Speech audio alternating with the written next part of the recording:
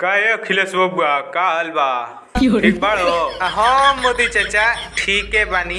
अरे बबुआ अखिलेश, हमनी के आगवा कौन खड़ा बिया हो तन देखब? उहे तो मोदी चाचा हमू कबेल देखतनी, लागत कि कजली हिया का। हाँ कजलिए तो हिया। एक जो लेबर गाना वाना ना गवाई का हो? काहे ना गवाई मोदी चाचा, पहले तू गाना गावो। रुक गावतनी। गावो गावो।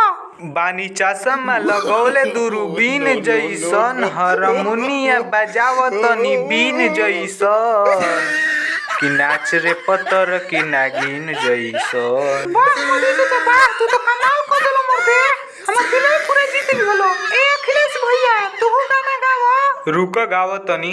गावो गावो, ढाकड़ गाना गई हो। तोर जवानी लागे एरोप्लेन के, बिना तेल के जरई बोलल ट्रेन के, तनी करे दे जवानिया सकेल के, बिना तेल के जरई बोलल ट्रेन के। वाह अखिलेश बाबा, आतना ढाकड़ गाना कहां से सिखला हो? हमनू अपन ही से सिखले बानी।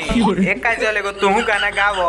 गावो तनी गावो गावो। ऊपर के 36 नीचे के 32, ऊपर के 36 नीचे के 32, बीचवे के 24, बुझाता कि ना ए मोदी चाचा, तहर गन्ना के जूस में ढोई में सही जाता कि ना? वाह काजल वाह, आतना बढ़िया गाना कहाँ से सिखले बड़ू हो?